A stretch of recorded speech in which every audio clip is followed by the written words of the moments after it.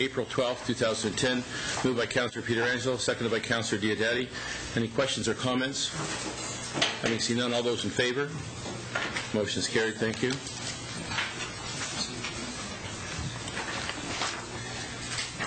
This time I'm going to ask for any disclosures of a pecuniary interest by any members of Council. Councillor Pietrangelo. Thank you, Worship. Under accounts, wire transfer made out to the Niagara Catholic District School Board, my employer. So noted. Are there any others? I have a check payable, a check number 335960, payable to myself. And we move on to deputations. The first deputation this evening is from the Niagara Falls Red Raiders under 10 novice girls, and I'm pleased to report some exciting results that during the weekend of March 27th, the Niagara Falls Red Raiders under 10 novice girls won the Division 4 Ontario Provincial Championship held in Chatham, Ontario. The team went undefeated 4-0 for the tournament. During the preliminary rounds, Niagara Falls defeated Tillsonburg Hoop Dogs 30-2 and the London Gold Medal team 23-12. In the medal round, the third-seeded Red Raiders upset the top-seed Toronto York Silver Knights 16-15 with a thrilling come-from-behind flurry in the last 2 minutes to propel them into the championship game against Sarnia. The victory game finished 17-8 over the Sarnia Huron Lakers, giving the Niagara Falls Red Raiders the provincial championship. The lead team scorers over the weekend were the 4 Red Raider co-captains, Tori DiDomenico with 24 points, Olivia Buchanan with 22 points, Haley Matovic with 21 points, Alicia Cuviello with 11 points. The entire team played outstanding defense all weekend, limiting the competition to an average of just 9 points per game. The Ontario Championship was a remarkable turnaround for the Niagara Falls team, which started the year by losing their first 7 games. By early February, however, the team gained confidence and momentum with several impressive victories over higher-ranked opponents and finished the season strong with 8 consecutive wins. It's now my pleasure to call upon these players and their coaches to come forward to receive a small token of pride and congratulations for the success.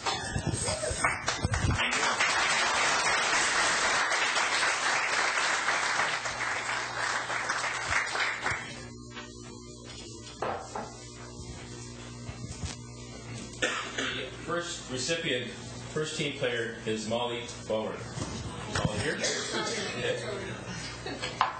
The next is Olivia Buchanan.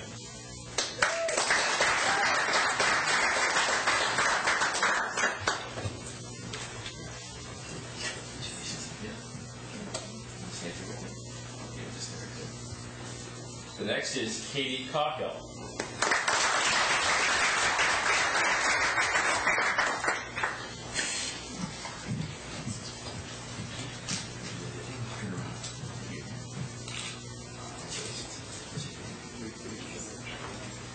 The next is Maddie Coghill.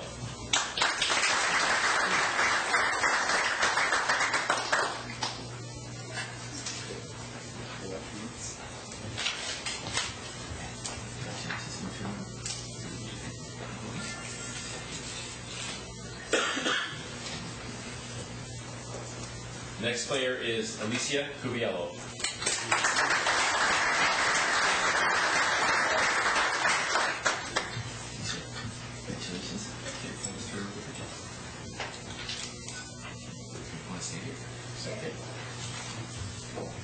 The next player is Beth DeBoer.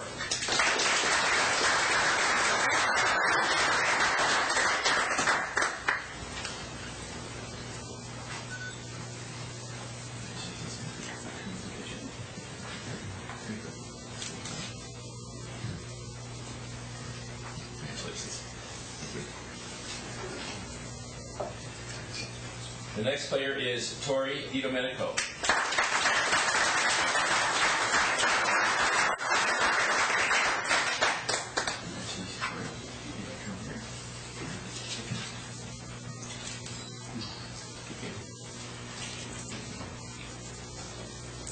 The next player is Madison Hartle.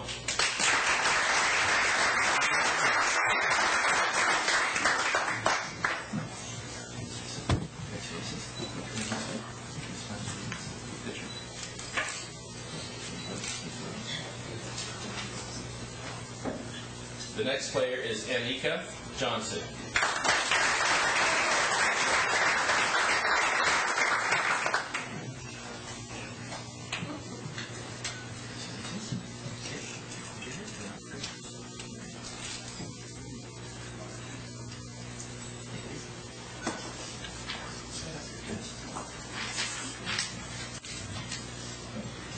The next player is Haley Matovey.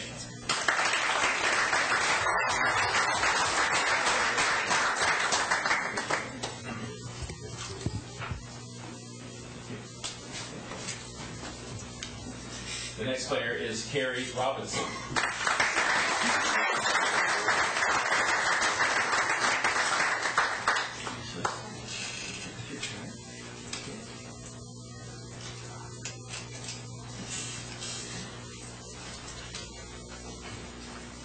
The next player is Hannah Schaff.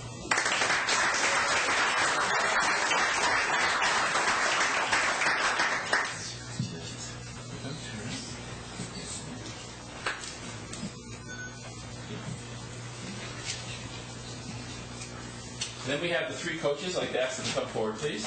Jennifer Coghill, Bruce Coghill, and Greg Matovey.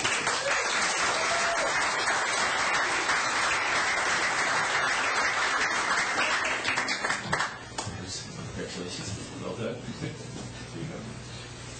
And Jennifer, congratulations. And congratulations. Sure. The ladies would come together, all the coaches. Perhaps we could have the coaches make some comments with regard to their team's success this year as well. Thank you, Worship Council. We'd like to thank the City of Niagara Falls for having us today. We are incredibly proud of these girls, Coach Matovic, Coach Bruce, and I. We've had a great year. We did have a tough start to the year, but these girls were incredibly dedicated every week to their practicing, worked very hard in the gym and out, and through a lot of hard work and dedication, we went to the Child Tournament, and we were very proud to come away with the gold, and it's been a great, great season. We'd like to thank everyone for supporting the team, and especially the parents for all their support and hard work with the girls. Now, on behalf of the members of council, I'm sure I can express their intent to wish you as coaches our best thanks for having these girls succeed so well. And congratulations to the young ladies. You represent our city so well. Thank you very much, and certainly the award is well deserved. Thank you so much.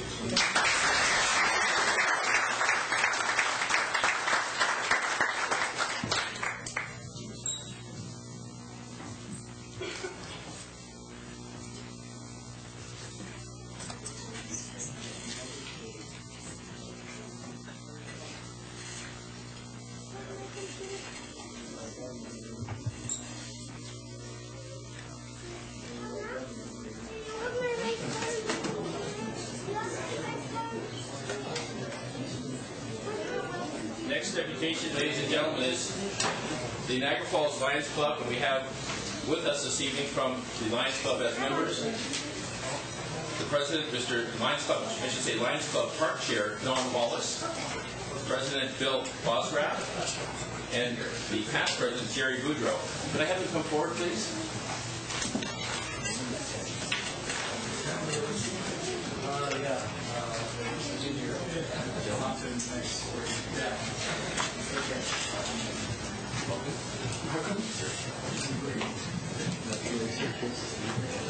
Yeah. And along with us is Daniel Herbert, right? Thank you. But I just wanted to make mention that the Niagara Falls Lions Club was presented with an Excellent in Design Award at the recent Parks and Recreation Ontario Conference held here in Niagara Falls.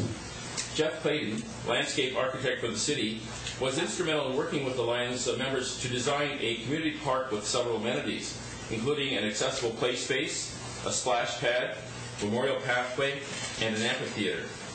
The excerpt from the award presentation reads as follows. The PRO Conference Gala Awards Banquet held on April 7, 2010, the Niagara Falls Lions Club had a vision to transform the park carrying its name into a family-friendly park accessible to everyone, regardless of their age and level of ability. They wanted to make a place in the community where people could play, feel connected, and be active. With the support of the City of Niagara Falls, McDonald's restaurants, and Niagara Falls residents, The club accomplished one of its largest community service projects in its 87-year history. Key components of the undertaking included the addition of a new playground, a splash pad, memorial trail, natural stone amphitheater, picnic tables, gazebo and trees, as well as the creation of a new front entrance. Among the unique activity panels in the new playground area is a 7-station play factory that stimulates cooperative play, and a sign language panel that provides a learning experience for children of all abilities. The rejuvenated, fully accessible Niagara Falls Lions Park, which opened on September 12, 2009, is a credit to the members of the Lions Club who dared to put their time, effort, and money where their passion was, to nurture supportive partnerships, and to always keep the best interests of children and community first at heart. The Lions Club members are here this evening to acknowledge their award and to present the city with the final installment of their $150,000 commitment to the Niagara Falls Lions Park. The final check is in the amount of $5,750. And gentlemen, I'm pleased to welcome you here. So this evening, Jerry, if you'd like to say a few words, we'd appreciate that as well. First of all, let me thank you, Mayor, and members of City Council for your ongoing support. It's terrific. I'd like to thank Parks and Rec for their contribution, especially Jeff Clayton, the parks designer who put all the pieces together for us.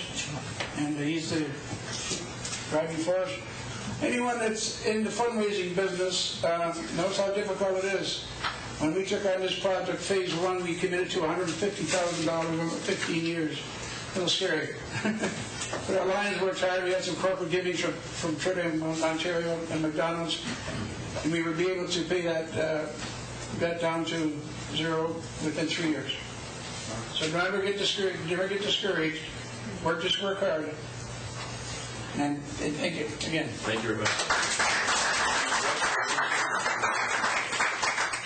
Ladies and gentlemen, I know that probably the average age of your club is well in excess of 70 years old. Is that fair to say?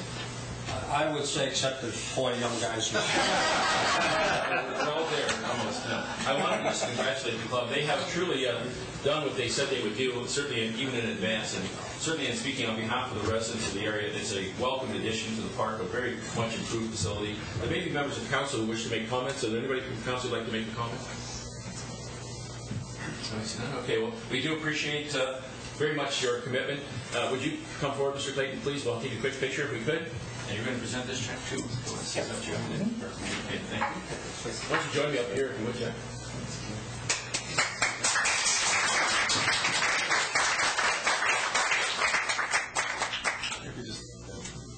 Carol and Gary on this side.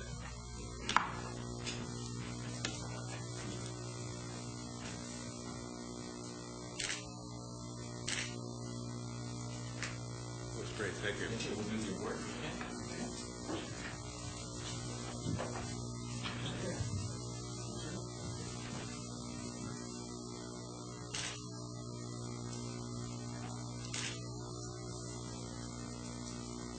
Thank you very much once again.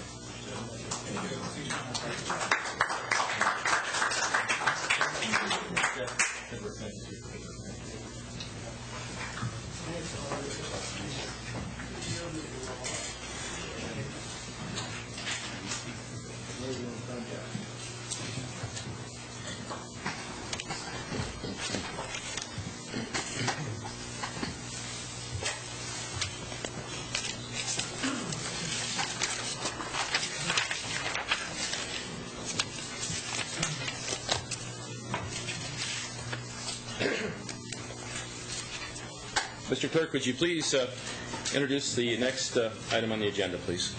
Your Worship, a public meeting is now being convened to consider a proposed amendment to the city's zoning bylaw to permit a semi-detached dwelling at 6226 Giovina Drive. Notice was given by first-class mail in accordance with the Planning Act on Friday, March 26, 2010, and by posting a sign on the property in question. Anyone who wants notice of the passage of the zoning bylaw amendment to participate in any site plan process, if applicable, or preserve their opportunity to appeal to the Ontario Municipal Board shall leave their name on the sign-in sheets outside the council chamber. At this time, I'm going to call on the Director of Planning to explain the purpose and the reason for the proposed bylaw amendment. Mr. Hurlovich. Thank you, Your Worship. This application, as the clerk has pointed out, is to rezone a vacant parcel of land at the southwest corner of Jovina Drive and St. Paul Avenue. The property is depicted in front of you. As I said, the property is at the southwest corner. Properties to the north, west, and south are all developed with single detached dwellings. St. Paul Avenue is an arterial road. On the opposite side are two townhouse projects. One is Shane Crescent, which is freehold development. North of that is a condominium townhouse development. And lands to the south of Shane Crescent are commercial and industrial uses. The property in question is depicted here, and it shows the location of the building as the applicant proposes, the building being outlined in red. The property could be severed in two, although that's not part of this application at some point in the future, but it does show the dotted line that basically separates the two units, and that's my purpose in pointing that out. The elevations of the building are shown in front of you. The top photograph is or illustration rather, is the elevation along St. Paul Avenue. The one-story portion to the right is the garage projecting towards Jovina Drive. The main entrance then to the easterly unit is facing St. Paul and is the door that you see in the middle of the facade. The bottom illustration is the Jovina Drive elevation, and what the applicant has done is introduced a two-car garage for the easterly unit, a single-car garage for the westerly unit, and the front door for the westerly unit faces Jovina Drive. The overall effect is to give the building an appearance of a single detached dwelling.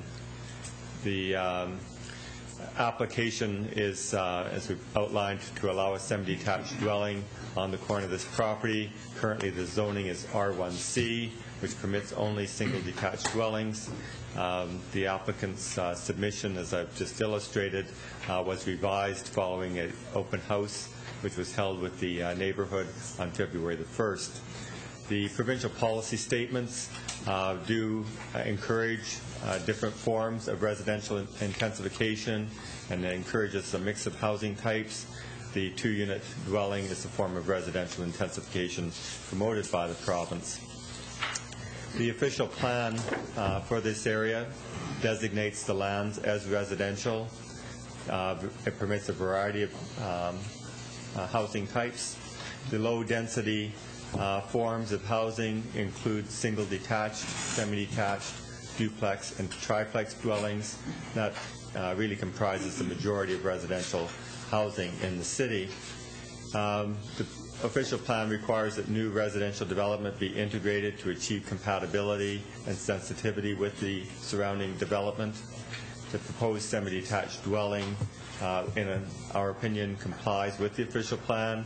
The dwelling is a form of housing that is promoted by the official plan as low density. The lot's located at the edge of a residential neighborhood adjacent to a busy arterial road, and it actually provides a transition between the townhouses to the east, as well as the industrial uses, and the single detached dwellings along Jovina Drive.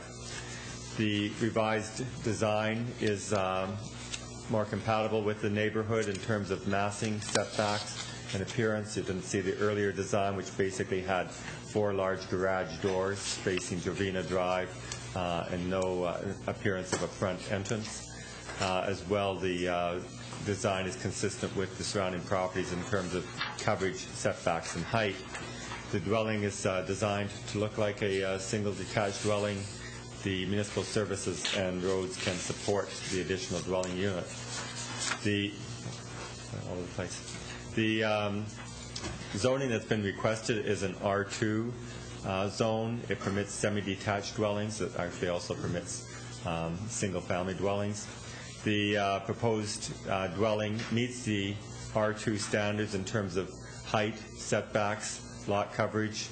And to ensure the building is compatible with the surrounding dwellings, we're recommending that the amending bylaw would contain a number of provisions to secure the appearance. That is, we prescribe that each dwelling unit have a garage. The easterly unit would have a double-car garage. The westerly unit single with a increased setback to achieve the staggered look that was presented. Entrances to the dwellings are to be located facing Jovina Drive and St. Paul, as was illustrated. The applicant is seeking two modifications to the standard R2 zone. One is for the driveway width. He's proposing a 9-meter driveway rather than an 8-meter driveway. That would still allow 50% of the lot to be open for landscaping and snow storage. The R2 zone requires a corner lot to have 20 meters of frontage, that's 65.6 feet, to accommodate a semi-detached dwelling. This property has a lot frontage of 19.9 meters, which is 65.3, a difference of 4 inches. We do not believe this will impact on the surrounding neighborhood in a way that would be discernible. The applicant has requested the zoning amendment to permit a semi-detached property. Planning staff is supporting this application because it represents a modest intensification, is supported by provincial policies. The dwelling is of the type that is supported by the official plan policies. Semi-detached dwelling will serve as a transitional use between the commercial and townhouse uses to the east and the dwellings to the west. And the dwelling will be compatible in terms of its form, massing, setbacks, and we believe is in compliance with the R2 zone regulations.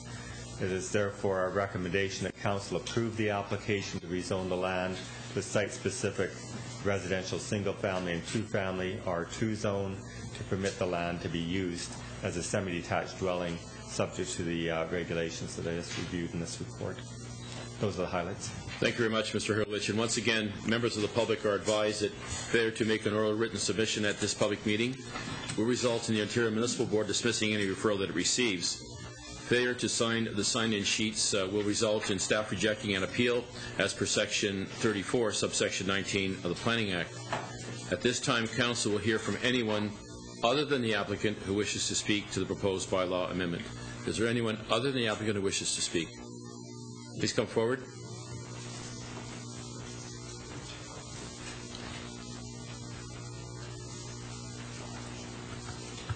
Good evening, sir.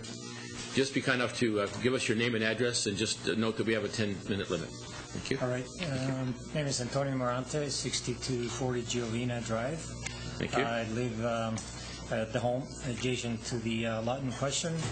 The reason why I'm here, we did circulate a petition throughout the neighborhood. I think you have it. Yes.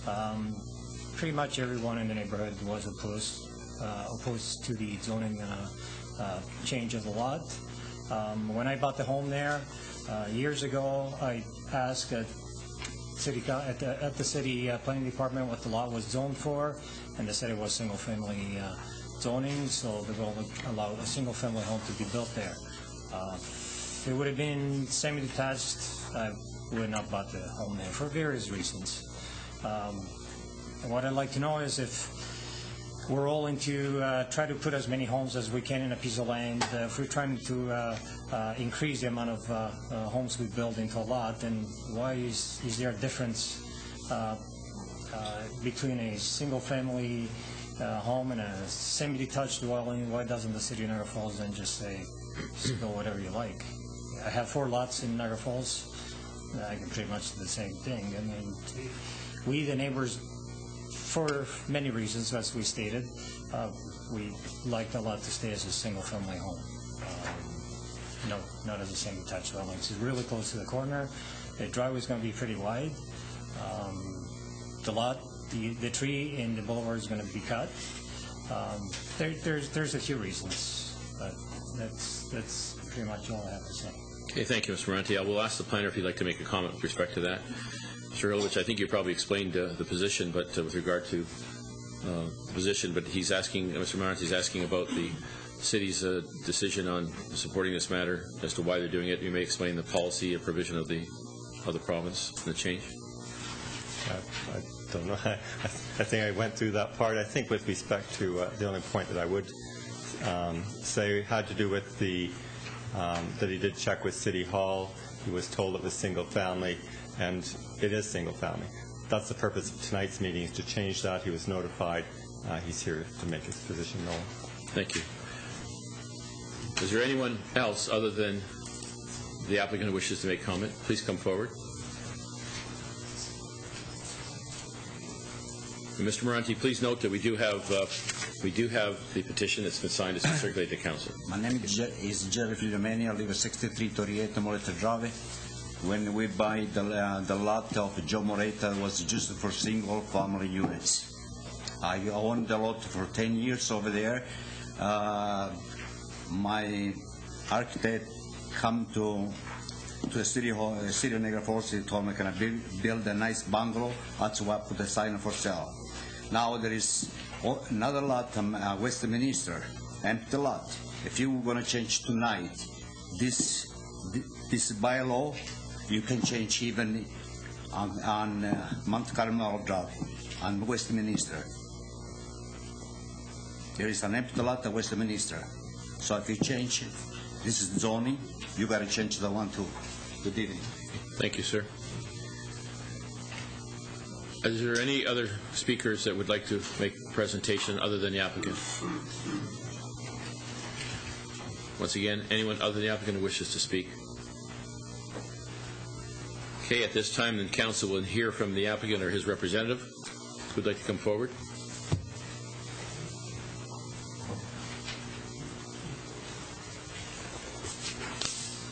Good evening. Good evening, Your Worship, members of council. My name is Tom Richardson. I'm a partner in the law firm of Sullivan Manny. With me this evening is Mr. Al Haywood of Matthews Cameron Haywood, Ontario Land Surveyors, who initiated this application, and Mr. Richard Brady, registered professional planner, who has been retained to act in this matter. Sir, we appear this evening on behalf of the Numbered Company and the Chan family. We have provided a small exhibit booklet that I'd like to go through as I make my presentation. Some of it reflects what was given to you by your planner on the screen, but I'd like to refer to it again if I could. As you've heard, you have before you a proposal to rezone property at 6226 Giovina Drive, which property is located at the southwest corner of Giovina Drive and St. Paul Avenue. The proposal is to rezone the subject parcel in order to permit the construction of a semi-detached dwelling. The reason for the request is so that Mr. Chan may live in close proximity to his parents, whom he supports.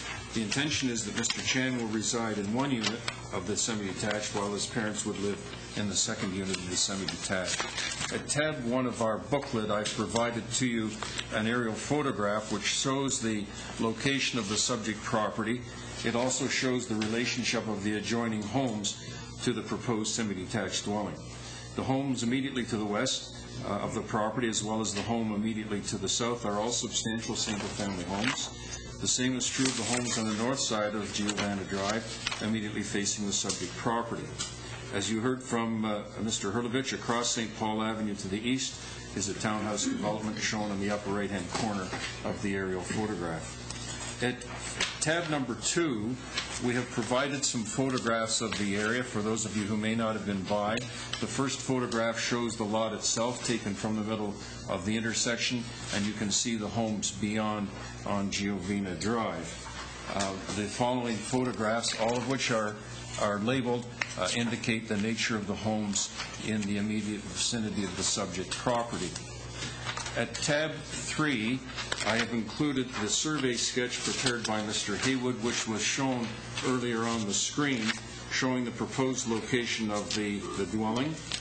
As noted by Mr. Hurlovich, you will note that the westerly unit has an entrance on Giovina Drive and a single-car garage. That's labeled as Part 1. You can see the outline of the home on the property. On the east side is the second unit with the double-car garage and its main entrance facing St. Paul Avenue, so that you have an appearance from both streets of what appears to be a single-family home. At tab 4, I've included the material which was the subject matter of the first of 2 public meetings held with residents in the neighborhood. That photograph was used as an example of what was intended to be built. Mr. Hurlovich referred to 4 garages. They were 2 double-car garages, and in fact, that's what you would have seen from the street as garages. We understood the neighbors' concerns, and because of those concerns, went back to the drawing board. The proposal, which has been on your screen and is contained in tab number 5, responds to the concerns which were heard from the neighborhood. We believe that in appearance, the home is in keeping with the surrounding homes in the immediate neighborhood. Further, the revisions address the concerns set out in the 2 letters on your agenda, both of which were concerned with the original proposal. The staff report notes that the subject property is currently zoned single-family R1C. The subject property exceeds the minimum lot area in the R1C zone. It also exceeds the required minimum lot frontage for a corner lot in an R1C zone. The lot lacks 4 inches, as you've heard, for frontage for a corner lot in the R2 zone. The zoning bylaw 79-200 provides that the maximum width of a driveway or parking area in the front yard shall be 50% of the lot area, but in no case more than 8 meters. As noted in your report, the proposed driveway here will be 9 meters rather than 8, but it will not be 50% of the lot frontage. In this case, the lot frontage is 19.959 meters. In our respectful submission, then, sir, the intention of the zoning bylaw is met with the proposed minor amendment. The staff report before you this evening supports the application and gives reasons for its support. Mr. Brady, the planning consultant, is fully supportive of the proposal and of the staff report and its recommendations before you this evening. The proposal before you this evening represents a very small intensification. It represents, as you've heard, a transition from the townhomes on the east side of St. Paul to the larger single-family homes on the west. In its design, it is indistinguishable from the surrounding single-family homes. The request is to rezone the subject property to an R2 zone to permit a semi-detached dwelling. The proposal meets all of the R2 requirements, save and except for the frontage, which is short by 4 inches, and the width of the driveway, which is 9 meters rather than 8. The proposed development will be indistinguishable from the homes which surround it. Mr. Mayor and members of council, on behalf of our clients, we respectfully request that council adopt the recommendations of your staff made in the report which is before you this evening. Mr. Brady and I are prepared to answer any questions that you may have. Thank you very much. Members of council, are there any questions that you may have of the applicant's solicitor? Councillor Peter Angelo. Thank you, Worship. And through you to Mr. Richardson, I heard you mention that Mr. Chan is interested in building, I guess, a separate unit for his parents. Yes. I'm just wondering why he would have to build a separate unit and why not just build an in-law suite? Because they would like to live separately, that is in 2 separate units, not in a suite in his own home, but in 2 adjacent homes. They live separately in Welland now, and they wish to move to Niagara Falls. They wish to live as close as possible. I see. And can I just ask, has the property been closed? I mean, I know that it was up for sale recently. My understanding is it's been purchased. Yes. I did not act on it, but I understand it's been closed. It has been closed? That's my understanding. Mr. Chan, you own the property? You own the lot? Yes. It's not conditional upon the rezoning, no? Not to my knowledge. Okay. Any further questions from members of council? Are those present? Yes, Councillor Mapes. I'm just wondering, through you to Mr. Hurlovich, are there any other 2-family dwellings in that whole subdivision, or are they all single-family? I'm not aware of any 2-family homes. I did go through our assessment records. I couldn't locate any, but that doesn't mean that there couldn't be some that aren't recognized. And the other thing is, too, at the open house in February, was there a large attendance, or was it just 1 or 2 people? Or is there any idea? Did you have a sign-in sheet or anything like that? There were 2 open houses. I don't know whether I wasn't at either one of them. The first open house, there were quite a few people. The second open house, there were 2 people. Yeah, I'm surprised that we have an open house like that, and yet we've got a petition with this large number of signatures on it that are opposed to the development. I'm just wondering how useful these open houses are, really, when I look at, as I say, the petition against the rezoning. The purpose of the open house is to provide for a dialogue and allow the applicant to make some revisions, which in this case he did. He made actually a much more sympathetic design in our minds, but that's the purpose, is to allow some last-minute tweaking of the drawings. Thank you, Mr. Hilovich. Councillor Wing?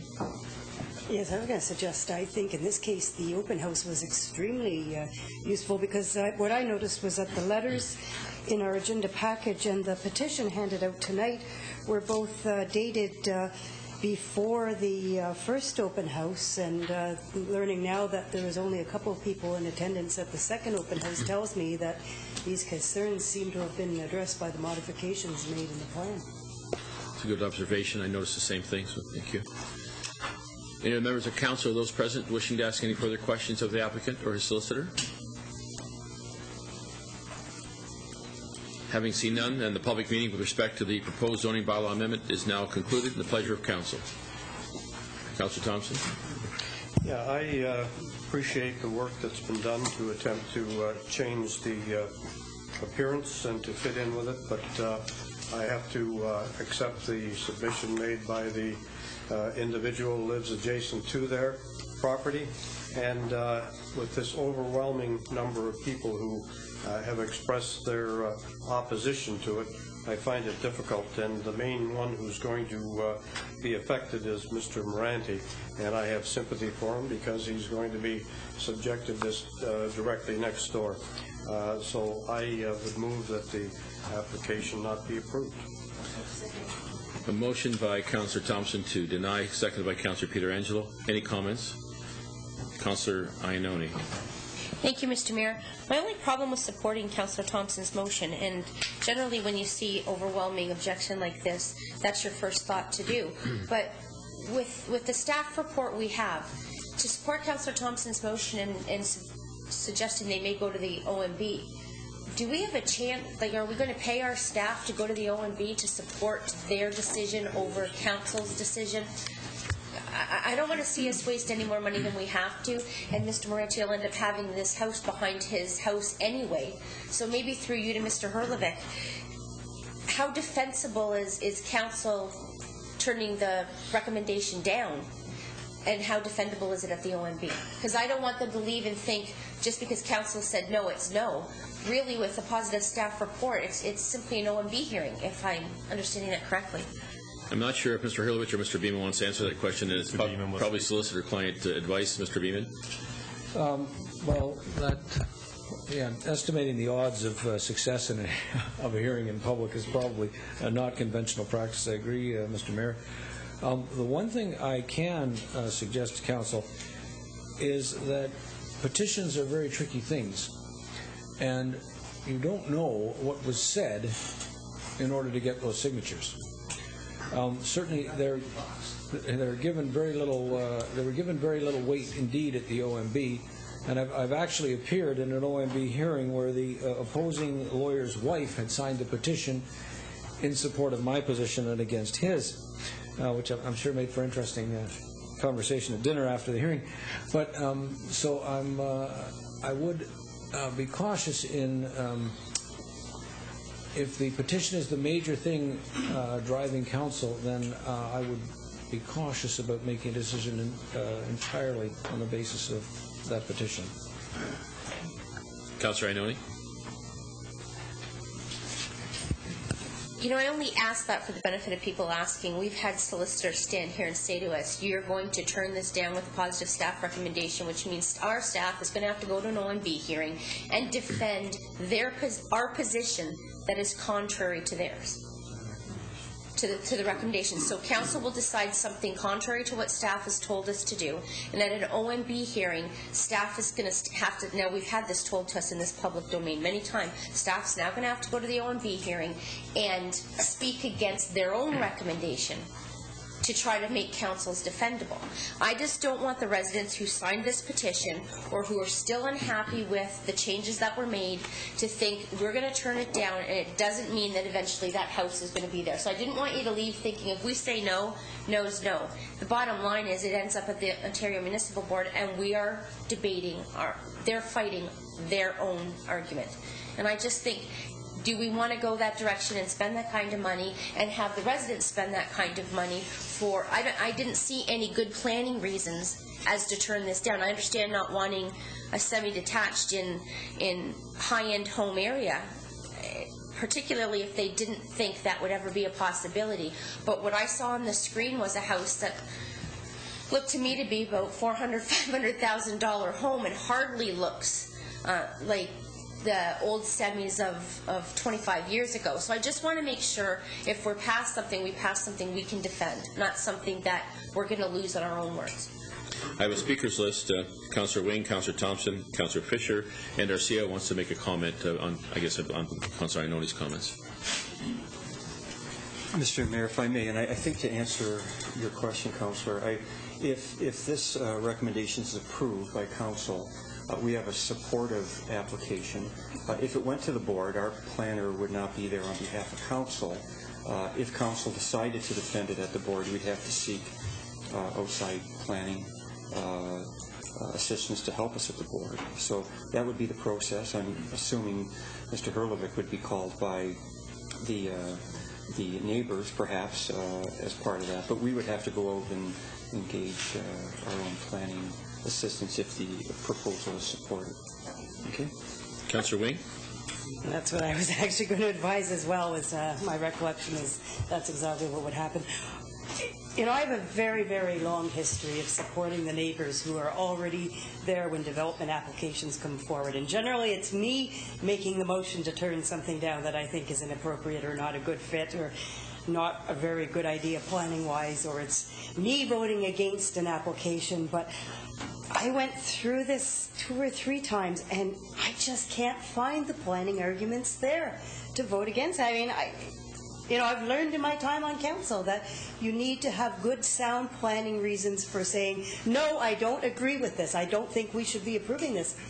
And I'm just not finding them here. I mean, especially now that we have our provincial policy statements directing intensification within the urban boundary to make better use of all the infrastructure that's already here. I mean, throughout the city, no matter what kind of neighborhood you live in, you're going to just have to suck up and get used to the fact that there's going to be intensification and infill. And this is such a, modest is the word used. It's such a modest intensification. If this was a triplex or a set of 4 townhouses, I can see the objections, and in that case, I would definitely be on side with turning it down. If it was a 4 or 5-story apartment building being proposed here, I would definitely be on side and say, no, this is not compatible with the existing uses.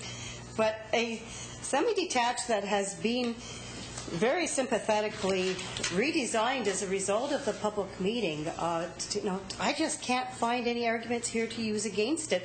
And if there had been a new application or a new petition come in after the modifications, that would have given me some positive thought. But all the objections here are so outdated, and now that the modifications have been made and there's just no sound planning arguments that I can find to deny the application, I'm sorry, but I can't support this motion. And this is very uncharacteristic, it may seem, but I just don't see them there. Okay, thank you. So noted. Councillor Thompson? Yes, thank you. First of all, I hope we never worry about making decisions because of what's going to happen at the OMB.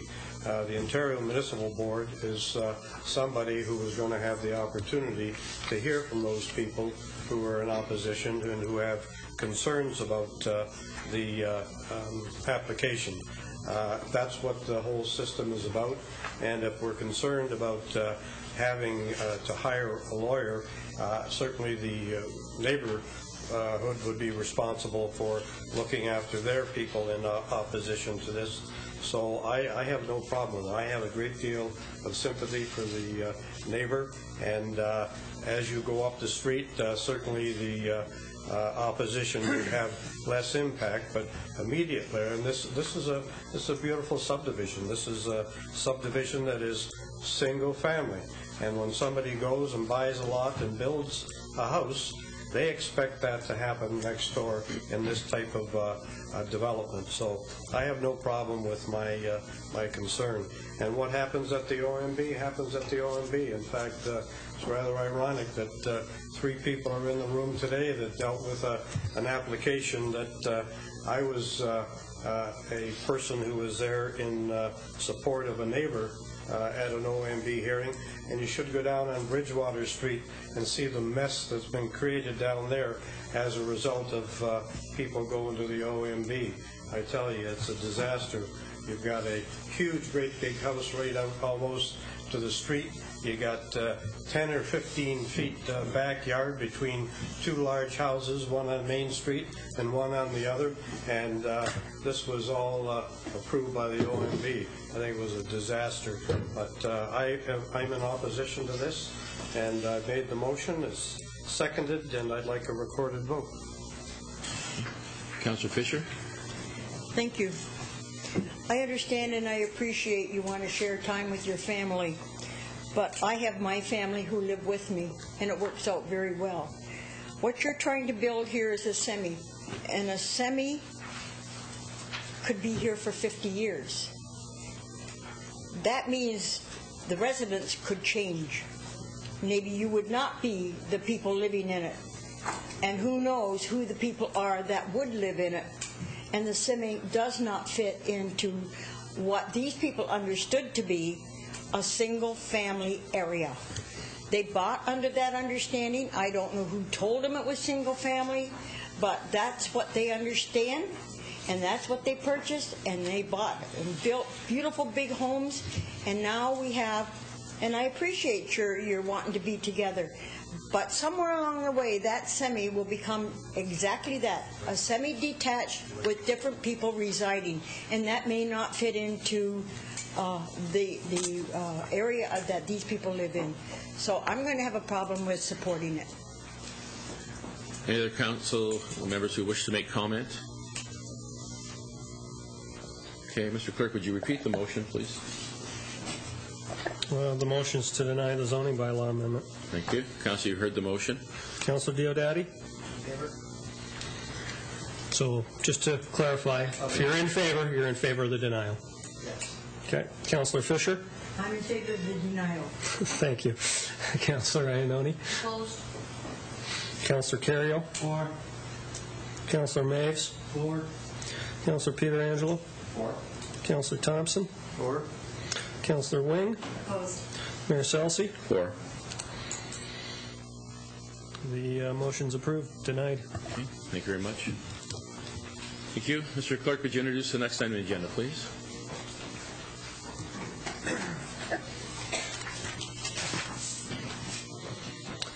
A public meeting is now being convened to consider a proposed amendment to the city zoning bylaw to remove a holding symbol, H symbol, from east side of Drummond Road, south of McLeod Road. Notice was given by first-class mail in accordance with the Planning Act on Monday, April 12, 2010, and by posting a sign on the property in question. Anyone who wants notice of the passage of the zoning bylaw amendment to participate in any site plan process, if applicable, or preserve their opportunity to appeal to the Ontario Municipal Board shall leave their name on the sign-in sheets outside the council chamber. And once again, I'm going to ask the Director of Planning to explain the purpose and the reason for the proposed bylaw amendment. Thank you, Your Worship. The application is, as the clerk has outlined, to remove a holding symbol from the bylaw. The lands in question are the Thundering Waters golf course. I'm going to use the Sarah photo because I think it's slightly better than the other illustrations. You can see to the north is a hydro corridor. There's a dotted line across the slide. And to the north of that is the residential area of Drummond Park Village. To the south of the golf course are the railroad tracks. To the west are some residential lands as well as some industrial lands. To the southwest is chemtrade. The properties depicted, the lands that we're concerned about are highlighted in the blue cross-hatching.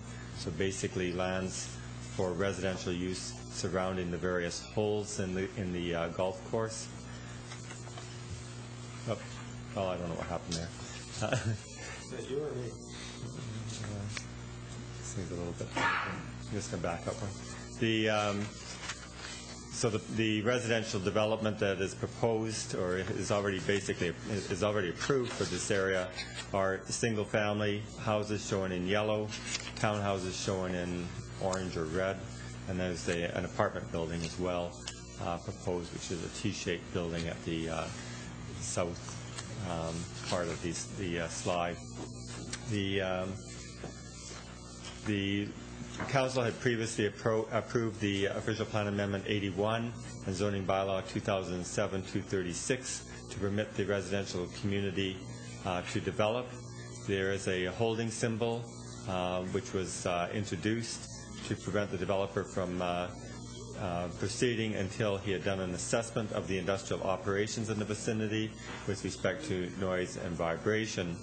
The plan of development, as I've outlined, 85 single-family detached lots, 31 townhouse units, and a block for a condominium apartment building. The H was placed on there, as I say, to provide for an assessment of the industrial uses. The study was completed and submitted to the region for their consideration. The study concluded that there were no air quality impacts from the surrounding industries, and any audible noise could be are within the guidelines of the Ministry of the Environment. The region also required that there be a warning clause inserted into any of the any condominium agreement, and that has been put on title to the region's satisfaction, and therefore the requirements of the region have been met. Therefore, there's no further reason to have the holding provision, and the H symbol can be lifted. Therefore, we're concluding that the H symbol can be lifted because the necessary studies have been submitted and the necessary warning clause inserted, and therefore the requirements of the city and the region to have that can be lifted. The recommendation is that Council can pass the bylaw on tonight's agenda, lift the H symbol from the subject lands, which are zoned residential single-family, residential mixed, and residential apartment 5F density. Those are the highlights. Thank you very much, Mr. Hurlovich. And once again, members of the public are advised that failure to make an oral or written submission at this public meeting will result in the Ontario Municipal Board dismissing any referral that it receives. Failure to sign the sign-in sheets will result in staff rejecting an appeal as per Section 34, subsection 19 of the Planning Act. At this time, Council will hear from anyone other than the applicant who wishes to speak to the proposed bylaw amendment. Is there anyone other than the applicant who wishes to speak to the proposed zoning bylaw amendment? For the third time, is there anyone other than the applicant who wishes to speak to the proposed bylaw amendment? Having seen none, then Council will now hear from the applicant or his representative. Good evening. Good evening. My name is Richard Brady. I'm representing the applicant in this matter. I have no further comments other than thank you for the staff report. Thank you very much, Mr. Brady. Are there any questions of Mr. Brady by members of Council? Are those present? No? Okay. Having seen none, then the public meeting with respect to the proposed zoning bylaw amendment is now concluded. Pleasure of Council.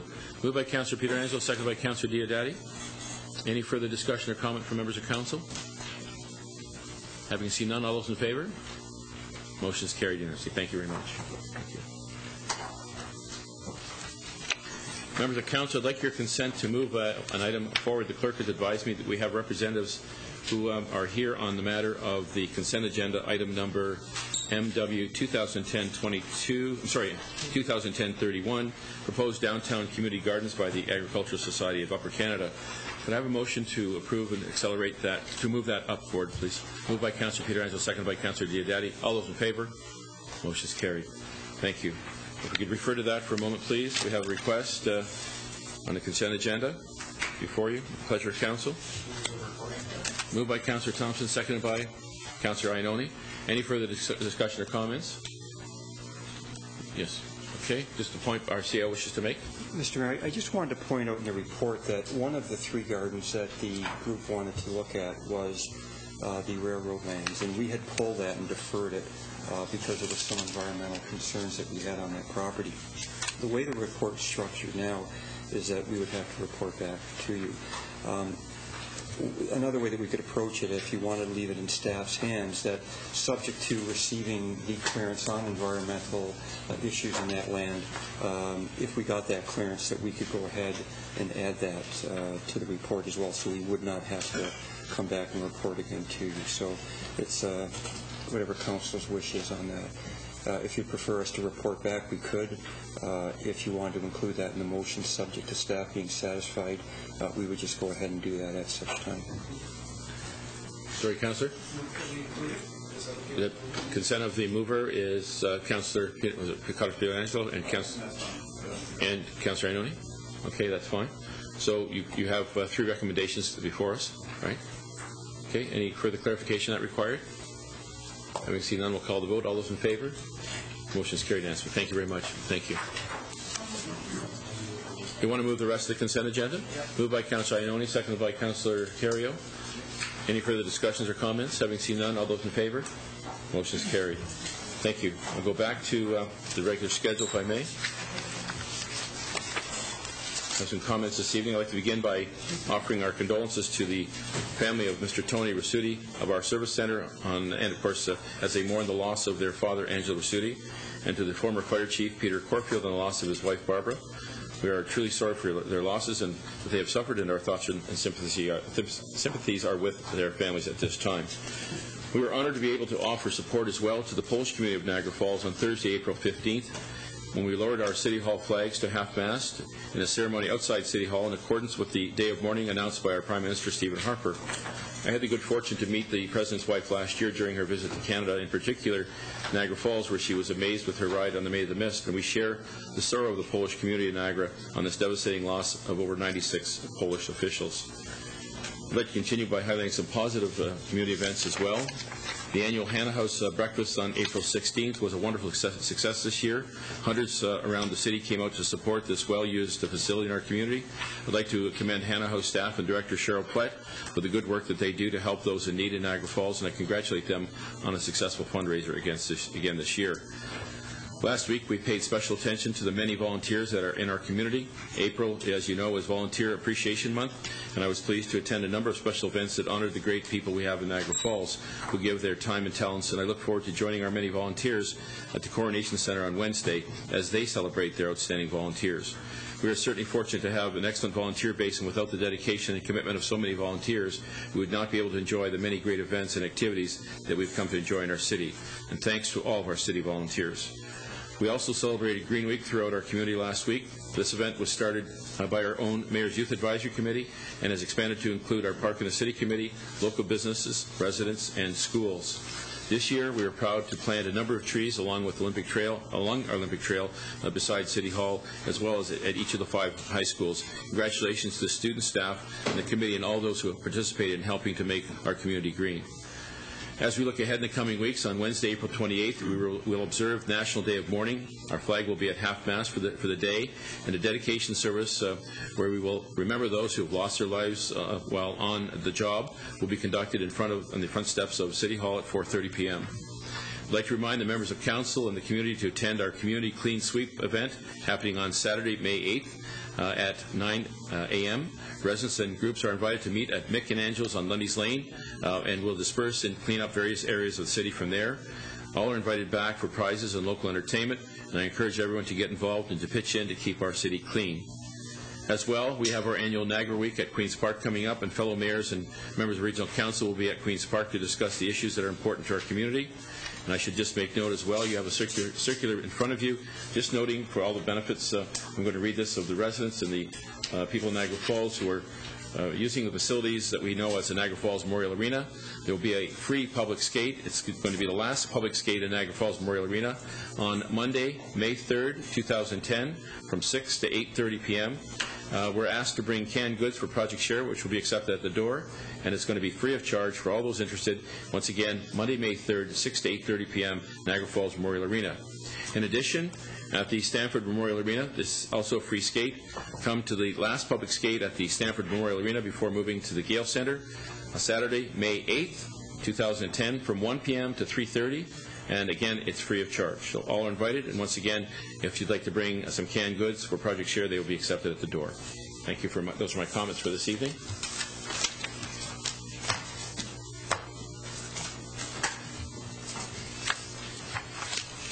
Move on to communications, if we could. We have some additional items as well. Mr. Clerk, could you outline those for us, please? You have them circulated. Okay, we'll get the first three. Child Fund Ontario requests that the month of May be proclaimed as National Missing Children's Day in the City of Niagara Falls. Moved by, Councillor Carrio, seconded by Councillor Maves. Any further comments or questions? Having seen none, all those in favor? Motion is carried. Thank you. The next item is the Motorcycle Ride for Dad, requested the week of May 23rd to May 30th, 2010, as Prostate Cancer Awareness in the City of Niagara Falls. Moved by Councillor Peter Angelo, seconded by Councillor Maves. Once again, any comments or questions? Having seen none, all those in favor? Motion is carried. Third item is Niagara Falls Tourism, support of any legislation change that permits single-game sports wagering in government-regulated casinos with limited geographic coverage. Councillor Thompson? Yes, this was brought to our attention through the casino and through the BIAs in the city. This is something that only takes place in Las Vegas at the present time, and apparently is hugely successful and draws tremendous people to the area to take advantage of this opportunity to bet on sporting events in individual venues. There is a lot of enthusiasm to think that this will help to create a lot of activity in the community by people coming here. There is positive support from the minister at the provincial level, and also discussions with the federal member who is responsible for initiating the legislation, the Minister of Justice, our local MP. So this looks like it could be an opportunity to gain back a lot of the U.S. visitors that we've lost in the last period of time, and is enthusiastically supported by the industry, and I would so move support. Moved by Councillor Thompson, seconded by Councillor Ioannoni. Is that correct, Councillor? And do you wish to speak, Councillor Wing? I was seconding it, but I just note that the correspondence suggested this would provide a stimulus at no cost for new jobs and taxable revenue for the province that would otherwise be siphoned off through illegal channels, so it makes sense. It sure does. I had the opportunity to speak to our Member of Parliament, a federal member, and he is be pleased to entertain the application. It has to come from the province, I'm advised, by him. So he would be receptive to entertaining that matter, just like they had changed the Criminal Code of Canada for the allocation of the game of craps. They would do the same thing. If requested, they would be considering that at the request of the province. We're making some movement now ahead to get to various members of the Cabinet provincially to see if that would be requested from the province. But each province has to request the change, so we'd go from there. So we'll see how that fares. So all those in favor of the motion? Thank you. Motion's carried. Thank you. Two additional items, Mr. Clerk. Yes, Your Worship. There's two items. The first item is from the Boys and Girls Club, and it is requesting council remove the application of development charges. Okay. Councillor Ioannoni. Not mistaken, the request is just to refer to staff, so I'll make that motion. Yeah, that's just my suggestion when confronted with the correspondence. I would suggest that, you refer to staff, get a report back. Yes, motion by Councillor Ioannoni to refer to staff, seconded by Councillor Wing. Any further discussion? Having seen none, all those in favor? Motion is carried. Mr. Clerk, the next item. In your package, you had a memo from myself regarding the $25,000 that was brought up by Councillor Wing at the last council meeting regarding the Humane Society. I provided you a memo which went into some detail about where the $25,000 came and went, if you will. As a result of that, Mr. Dalala, the chair of the Humane Society Board, has forwarded a request to council that council provide $477,000 for the 2010 animal control pound keeper services. So that would put back that $25,000 that was originally proposed in staff's report in November of 2009.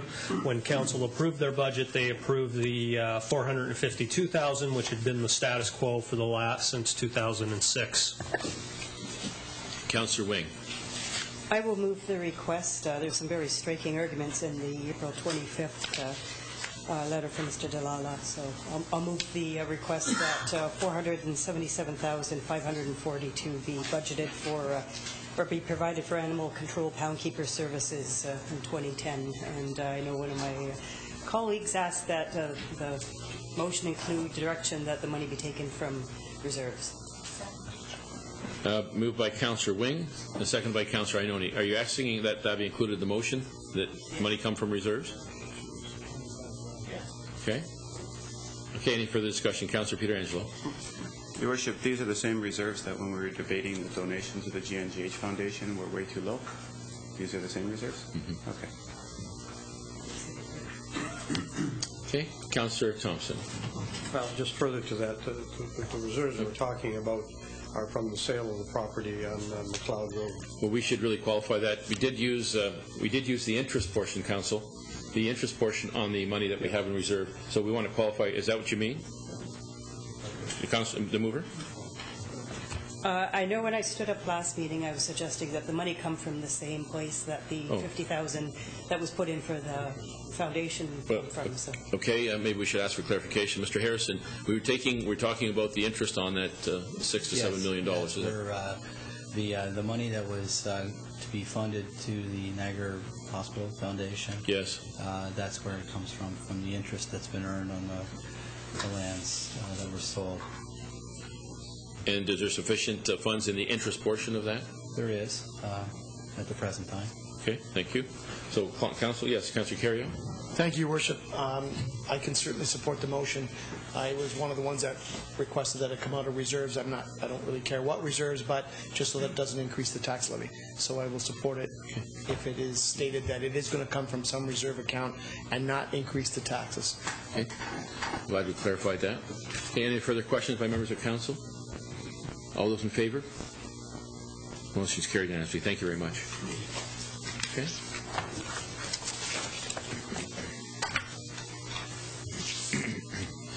This time I'm going to ask for ratification of Community Services Committee actions, please. Councillor Ioannoni as Chair.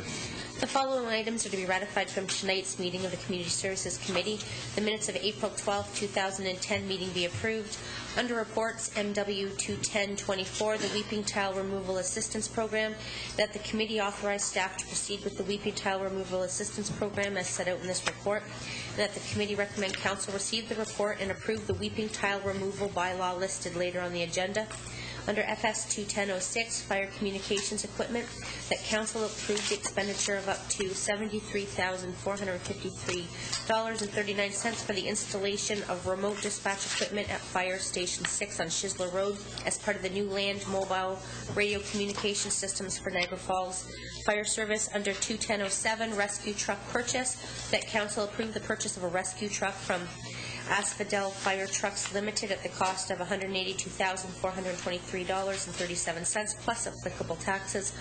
Under FS 21008, False Alarm Bylaw Supplemental Report, that committee support changes to the false alarm bylaw implementation and direct staff to proceed with the with the proposal bylaw changes. Under PD 21005 is 6032 and 6036 Main Street, that the committee support the approval of the commercial building and facade improvement grant for 6032 and 6036 Main Street for up to $3,392.91, subject to the owner satisfying all the program requirements, including all necessary city limits and entering into an agreement with the city, and that the mayor and clerk be authorized to execute the agreement. Under PD 21006 is 6022 and 6026 Main Street, that the committee only support the approval of the commercial building and facade improvement grant for 6022 and 6026 Main Street if the owners remove the existing billboards from the roof of the building on 6026 Main Street and satisfy all the other program requirements. If the billboards are removed from the top of the roof and other requirements are satisfied, that the mayor and clerk be authorized to execute the grant agreement. Under TS 2010-26, Fort Erie Transit Service Agreement Extension, that the current agreement with the town of Fort Erie for the provision of transit service be extended from April 25th, 2010 through September 6, 2010, and that the mayor and the city clerk be authorized to execute the necessary agreements. And under new business, that the committee recommend to council approval of the bylaw for the loading zone on Queen Street, and that the parties compensate the city for the loss of the parking revenue, and I so move. Moved by Councillor Ioannoni, seconded by Councillor Wing. Any comments from members of council? All those in favor? Motion is carried. Thank you. So noted. Mr. Clerk, are there any additional bylaws or amendments to the bylaws listed for council's consideration this evening? Yes, Your Worship. The bylaw that referred to the loading zone on Queen Street is included in your additions, as is a bylaw authorize certain capital works. This is for submission of an application to Ontario Infrastructure Projects Corporation. And also under the one bylaw 2010-60, which was regarding the appointments to boards and commissions, I made a mistake on that. That's both references should be to the Municipal Heritage Committee. Which number is that, by the way? 2010-60. 60? Yeah. Okay. Just an administrative correction. Okay. Are there any other changes? I have a motion to introduce the bylaws, and the bylaws be given a first reading, moved by Councillor Pietrangelo, seconded by Councillor Diodati. Once again, council's heard the motion. Any questions or comments? Having seen none, all those in favor? Motion is carried. So bylaws 2010-55 to 2010-65 read a first time. Thank you. Can I have a motion to give the bylaws a second and third reading? Moved by Councillor Pietrangelo, seconded by Councillor Diodati. Once again, council has heard the motion. Any further questions or comments? Having seen none, all those in favor? Bylaws 2010-55 to 2010-65 read a second and third time and passed. Thank you. The motion is carried. Thank you. New business, Councillor Pietrangelo. Yeah, thanks, Your Worship. And I guess I'll start off. I wanted to send all of Regional Council an email last week in regards to the garbage issue. And as I went on their site, I found out that you can't do that. It's not like the City of Niagara Falls site. If someone wants to send us an email, they just have to go onto our website and they can click that they want to send it to all of council and then send their email out to all 9 of us. I found out I couldn't do it. I called the clerk at the region, very nice lady that I spoke to, who told me that I could create a data bank. And I said, so I have to look up the profile of 31 regional councillors. And she says, yes, that's correct. So I started to do that, but then found out that the region doesn't even post the email addresses of the councillors on their website. So you can't even create a data bank. So in essence, to send everyone on regional council an email, you have to literally, and you have to type in information of your own in order to be able to send one email. You have to do it 31 times. So I was hoping, Your Worship, that either yourself or Mr. Harafita could have some contact with the clerk's department over at the region and just give them a friendly suggestion to let them know that there are ways that they can become more accessible to the public. And that'll move me on to my second issue, which was the garbage. And I understand the decision was made to go to weekly with a one-bag limit. And my focus, Your Worship, has always been on the diapers. And I did a little bit of research, and the stats that are posted on a page from the Niagara region go back to 2004, but what they say is that there's an average of about 4,000 children being born in the Niagara region on an annual basis. As we know, children aren't the only, I guess, people that produce diapers. There's also children that have special needs, and as well as adults that have certain problems. So there's obviously more than 4,000 people that are wearing or producing dirty diapers in the region on an annual basis. The other stat that I found was that each child produces an average of 6,000 diapers over the span that they're in the diaper stage. If you add on the other, I guess, components of the children with special needs and the adults that need diapers, when you multiply the two, you're up to probably over 30 million diapers that go into our landfill on an annual basis. And I mean, it's an astronomical amount. And if the region is serious about diversion, then in my opinion, they need to look at diapers, because there is already other municipalities that have proven that they can compost these diapers. If you take Toronto, if you take Markham, Newmarket, and the York region, those are just some of the ones that I found where diapers go into the green bin, and they've actually found companies that will turn it into compostable material. So again, Your Worship, another friendly suggestion. If you want to bring that to the region, that would be great. I think that, I mean, if we were able to divert diapers from the landfill, then perhaps your targets could be achieved. Thank you, Councillor. I just wanted to address that if I could as well. We did express this Council's concern a year and a half ago when that was brought to my attention. I did discuss that with staff. We presented it that evening. There's a staff report requested to see about adding diapers to Green Box Organics, and that's coming back to the Council yet. And the feeling was that the one bag would certainly accommodate, depending upon how many in the family, again, if they're on diapers at the same time. But they are addressing that matter, so you'll be pleased to note, and I'll be glad to report back to you on that. Okay? To that point? Actually, to Councillor Peter Angelo's first point, I ran into the same problem trying to email the region actually about Niagara Parks Police and supporting, actually encouraging the Regional Council to agree to them being a standalone force. So I got creative. I sent my email to Councillor Puddick, who sent it on to all of Regional Council for me, and I just wanted to recognize him for doing that and say how appreciative I was, and there is another way around it if we get creative. And he did comment in his email back to me that the region will be catching up to the city. Thank you very much. Councillor Diodati. Thank you, Your Worship. Real quickly, I was wondering if we could direct through you a question to staff. I received some inquiries recently regarding a dog run park. And I know in the past we've identified an area in the south end, and I just wondered if staff could, for the sake of those people that are at home listening, maybe give us an update, because there's a lot of dog owners, and they're always looking for a place that they can go and let the dogs off leash, not worry about interacting with kids and whatnot. Maybe we can get an update on that. Certainly. I'll ask the clerk to make a comment in a moment. We have had some correspondence today. As you, Councillor Diodati, the park was identified in the north end of the city, but the clerk was addressing that email as well today. I had some staff information from Parks and Rec as well with regard to policy that was providing further information to that individual making the inquiry. And there have been some meetings held on the dog park. And again, I'll ask the clerk to make a comment. Yeah, and in fact, I responded to that email today and copied you on it. Obviously, you didn't get to that one yet in your inbox. Dog parks have been identified in a couple of different city documents in the past few years. Our animal control report by Mr. Bandow identified the need for off-leash areas, as did the STRAP plan for Parks, Recreation and Culture from 2007.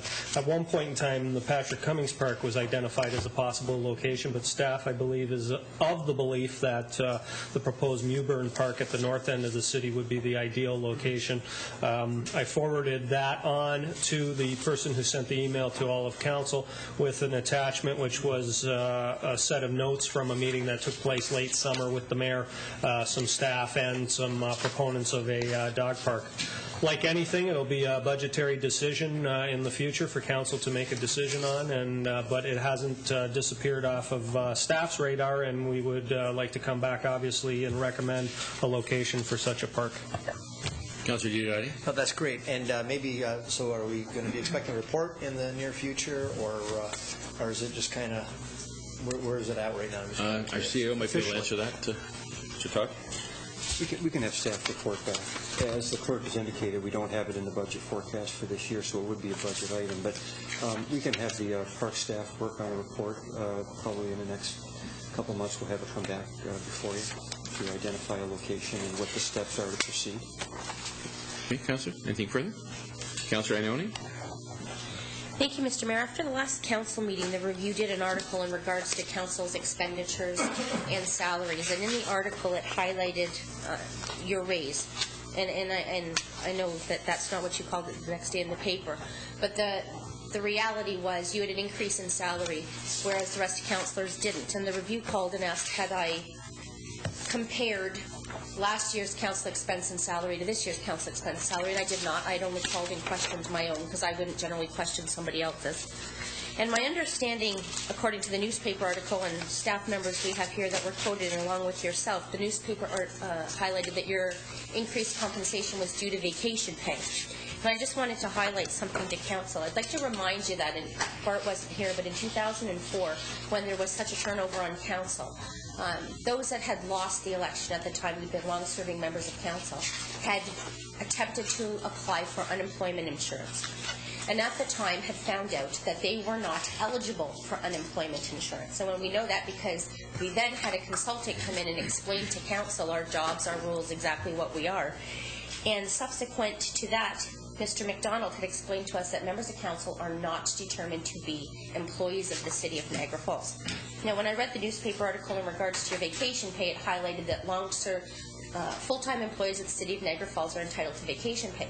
We are not employees of the City of Niagara Falls. As a matter of fact, that was such the case that in 2004, the council of the day, minus Mr. Maves, voted to give retroactively back the payments of the prior council who had paid for unemployment benefits that they were not eligible for.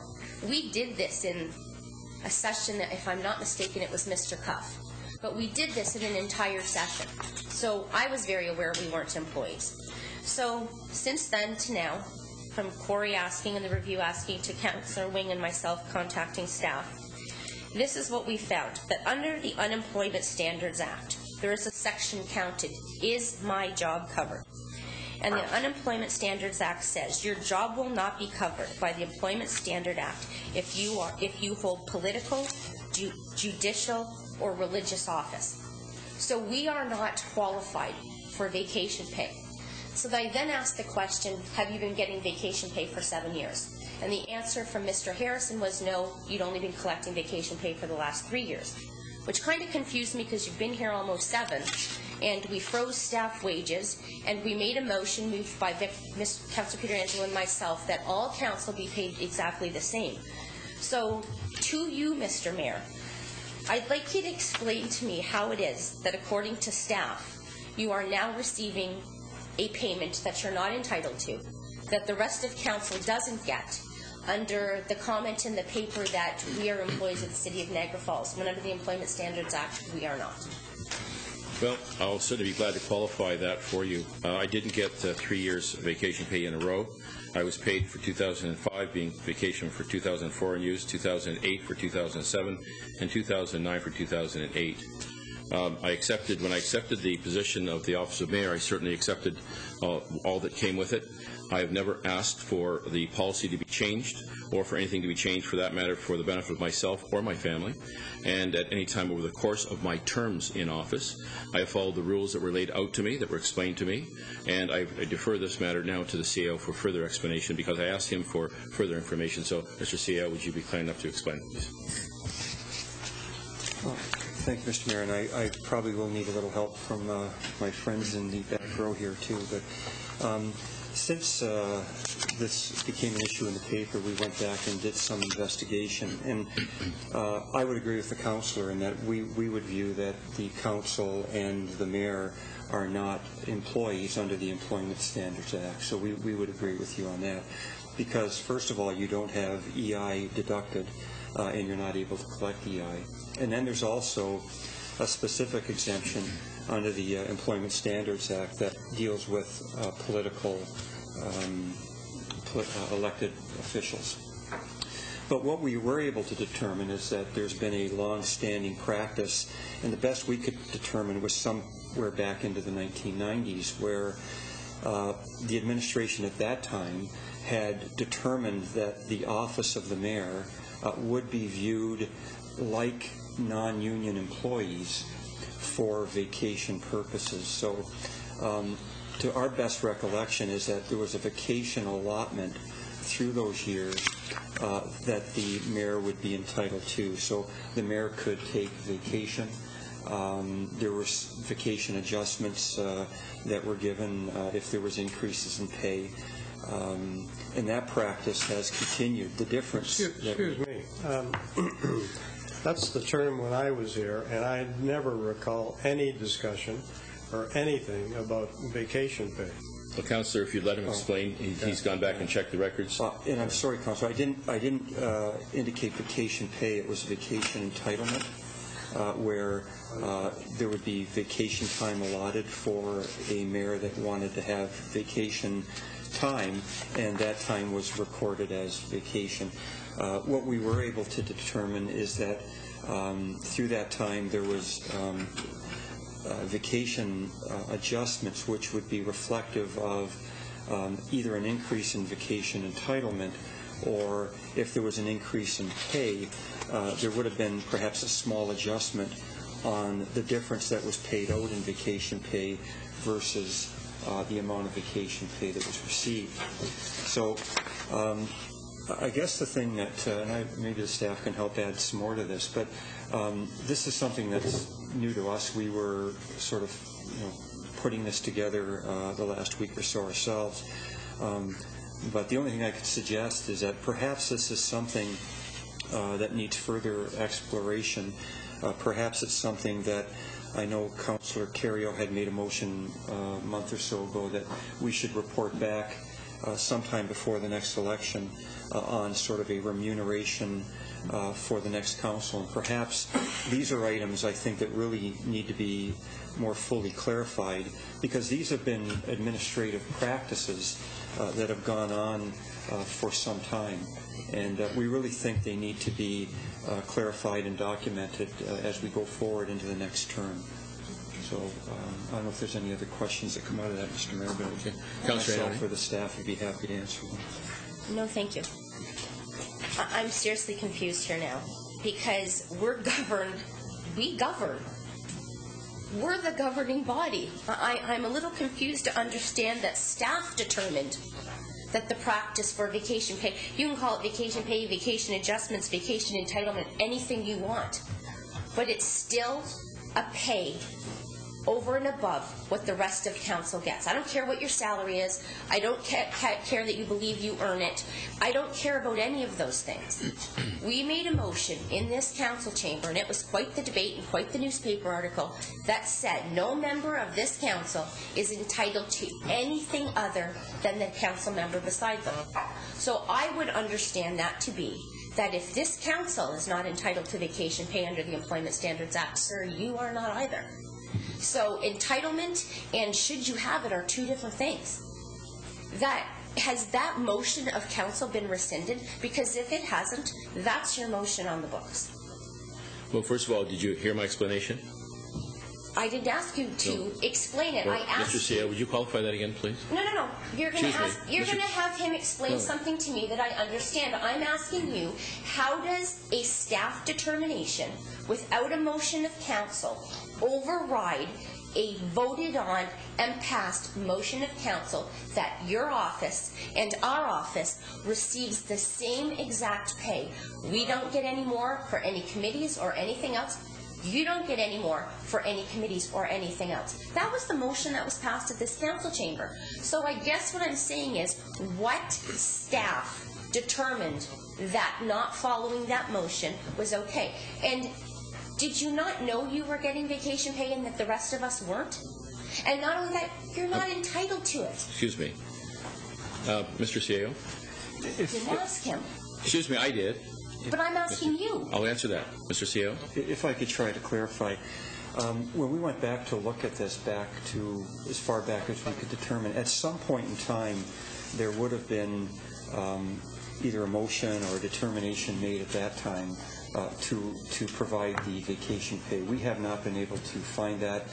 We did find some other dealings with council that we could quantify. That one we could not quantify, but also we can indicate that that's been the practice of viewing the mayor's position for vacation purposes only, like an employee. So it's a bit of an anomaly, but that's how it's been viewed over the years, probably dating back 20 or more years. That practice was just continued on. So I guess to answer for this year, because that practice has continued on, it wasn't viewed that it was changing the request of council because technically the mayor's salary as a rate of pay has not changed, albeit that vacation for unused vacation time was paid out. I hope that helps clarify things, Mr. Mayor. Thank you. Mr. Dark, do you wish to make any comment? Through the mayor and council, yeah, I'd just like to reiterate, this is really, I had my payroll staff look into this, and this has been how the records have been really tracked back to the early 1990s at least, and where the mayor has been allowed to accrue vacation time. And as the CAO pointed out, it's really for the purposes only for vacation time where the mayor has been treated similar to the non-union staff, so we've tended to, since that time, from what I understand, follow the non-union bylaw for full-time staff. And this is how we've administered it through payroll since then. Thank you. Councillor, I know, does that answer your question? It's a lot of double talk. You have a motion on the floor that says no councillor received more remuneration than any other council. We passed it. So tell me who on staff thought they had the authority to override that and continue a practice that was clearly staff determined, although Councillor Thompson and I have talked many times and he declares he hasn't got any vacation entitlement, and he's the only mayor before you that I sat here with. Almost 11 years here, never knew the mayor was getting vacation entitlement. So I'm just curious as to, with the motion on the floor by council, our intent was clear, your intent when you spoke to it that night was clear, how you believe that you're still entitled to vacation pay, contrary to the motion that was on this floor by council. Well, first of all, I was advised by staff when it first occurred that I was entitled to this, and this is an anomaly, as you heard the CAO and Mr. Dark explained. The amounts of this practice goes back, I was been advised back into the 90s. I've never asked for the vacation pay to be paid. It's something that was offered to me initially, and payroll keeps track of those records, and they send that information up. The first year I received it, I told you, was 2005 for 2004. And then 2008 and 2009. And I was following the practice. I've never asked for any additional remuneration, and that is how the practice of this position has been held by the council and staff. And I don't know what you know, what you don't know. When I got here, I was advised what the job offered. I've never tried to change that, plus or minus. As you said, we actually been freezing our wages. So just to clarify, this was explained to me when I got here. These are your benefits. This is what you get. Fine. And at that time, payroll takes over. I receive a check usually in January or so, and if I haven't, they make an adjustment. They record my time. They tell me how many hours I have or days or weeks I have, and they go from there. It's as simple as that. So I've never asked for that compensation. It's something that, as you heard the CAO and the Director of HR explain. So now that you understand that you're receiving an entitlement, a pay difference, an additional monetary compensation contrary to council's motion, do you not believe that you have to go back to the motion that this council passed, and you are not entitled to that money any more than the rest of us are? No, that isn't the opinion I take. I was offered this because, as you heard the CAO say, there was an anomaly in the position that, for example, this council is paid a pension. In the St. Catharines Council, we were checking, St. Catharines Council is not paid a pension. So there are anomalies that exist here with regard to that, and I had these differences pointed out to me. So I don't know, again, Councillor, what you're aware of and what you're not aware of, but at the region, the regional council, they're paid a pension as well. There's a contribution paid, yet they're into some different, unique situation. And again, at the same time, when I asked the CAO, they don't receive a pension payment in St. Catharines. So I was only offered, I took what I was offered, I was given that, and it was offered by HR and the administration, and we received it as customary, without any question. This is the last I'll say of it. We all receive OMERS. You are not different from any of us in regards to receiving a pension, hence the motion on the floor. Everybody gets the same. Your willingness to continue to accept vacation pay and or accept vacation pay prior to the motion flies in the face of what this council determined. So you receive additional compensation that this council does. Whether it was a past practice or not, you have a motion after that past practice started where we stopped it. And you've continued to do it. And you've just sat here and said because somebody else made that decision, that's okay. But this council made the decision that that not happen, and I'm guessing that's not okay, right? Because under our motion, you aren't entitled to it either. Under the Employment Standards Act, you are not entitled to it. Unfortunately, that hasn't been the practice of the administration here. It's our motion. I'm just telling you that. And all councillors don't receive the same compensation, as you know. You're aware of that. The hydro compensation is different, as you're well aware, so I don't have to bring that matter forward, but that's a little different situation. We don't get a hydro compensation. Councillor Peter Anderson. I'm sorry. Councillor Thompson. Mr. Todd, in all fairness, I think you deserve an Academy Award for that explanation. I got to play that back on tape. I didn't understand one word you said. And what's an anomaly? What are you trying to say here? I know what I was compensated when I was mayor, and I've talked to Mr. Dark and Mr. Todd, and I know exactly. Are you trying to say that because I took some vacation time in the 17 years that I was here, that I was taking that instead of getting a vacation allowance? You get a vacation allowance because you didn't take any time off? Is that what you're trying to say? Mr. Mayor. What the situation is that our records show that the practice has been that the mayor's position has been treated like an employee for vacation purposes. So in the first term of the first year of that mayor, they received 2 weeks vacation. If they but excuse me, nobody ever told me that you're responsible for your own destiny here when you're in here as the mayor. They don't tell you can take 2 weeks off. Nobody ever told me that. There are people that take 5 weeks off that have been in this office. Well, and it doesn't. Councillor, it's a little different, please. If I may explain. When I got to City Hall, they say this is your entitlement. This is your entitled the first year. You're entitled to 2 weeks. Well, how come it didn't start till 3 years after? Well, this began back in the 90s. Yeah, but how come you didn't get it in 204, 205, 206? If I may, Mr. Mayor. How come you didn't get compensated then? No. When I didn't take vacation pay, that's what the issue is about. When I didn't take vacation, that's what they're talking about. I didn't take vacation in 2004. If I can clarify, Mr. Mayor, that's really humorous. If vacation was taken, there's no vacation payout that's given.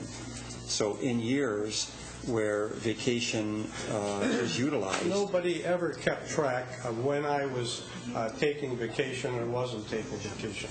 How can you possibly say that? We just have one. I'm just telling you what our. Well, I'll tell you what. I want a complete report on this because this is so much gobbledygook. I've never heard such nonsense.